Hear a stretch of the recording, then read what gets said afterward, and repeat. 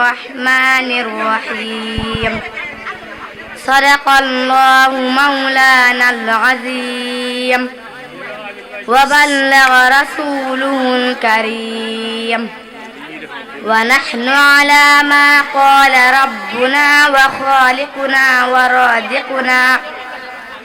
ورازقنا ومولانا من الشاهدين.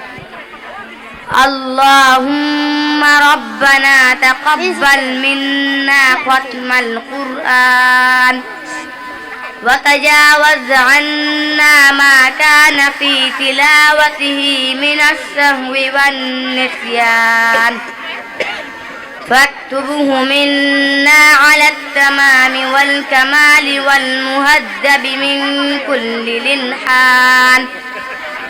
فاغفر لنا يا ربنا يا سيدنا لا تواخذنا يا مولانا ارزقنا فضل من قرأه موديا حقه مع الأعضاء والقلب واللسان، وهب لنا به الخير والسعادة والبشارة والأمان، ولا تختم لنا بالشر والسقاوة والدلالة والطغيان، ونبهنا قبل المنايا عن نوم الغفلة والكسلان، وأمنا من عذاب القبر ومن سؤال منكر ونكير ومن أكل الديدان، وبيض وجوهنا يوم البعث وأعتق رقابنا من النيران، ويمل كتابنا ويسر حسابنا وثقل ميزاننا بالحسنات، وثبت أقدامنا على الصراط وأسكننا في وسط الجنان، وارزقنا جوار سيدنا محمد عليه الصلاة والسلام، وأكرمنا بلقائك يا ديان.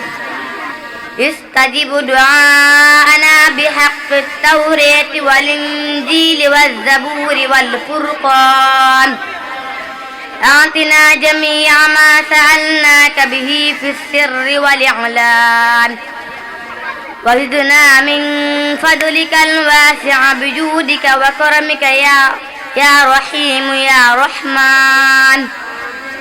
اللهم صل على سيدنا محمد صاحب الشريعة والبرهان برحمتك يا أرحم الراحمين. اللهم وارفعنا بالقرآن العظيم، وبارك لنا بالآيات والذكر الحكيم، وتقبل منا إنك أنت السميع العليم، وتب علينا إنك أنت التواب الرحيم.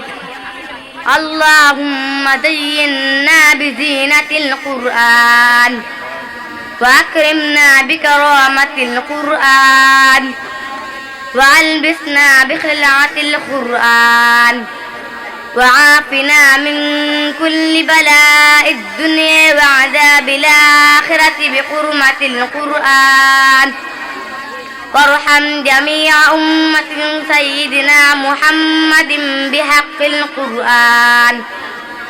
اللهم اجعل القرآن لنا في الدنيا قرينا، وفي القبر مونسا، وفي القيامة شفيعا، وعلى الصراط نورا، وإلى الجنة رفيقا، وبيننا وبين النار سترا وحجابا، وإلى الخيرات كلها دليلا وإماما، بفضلك وجودك وكرمك يا أكرم الأكرمين.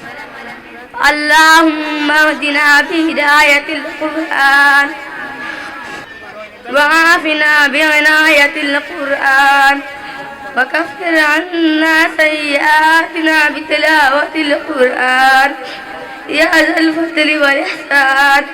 اللهم انصر من نصر الدين واخذل من قتل المسلمين آمين يا رب العالمين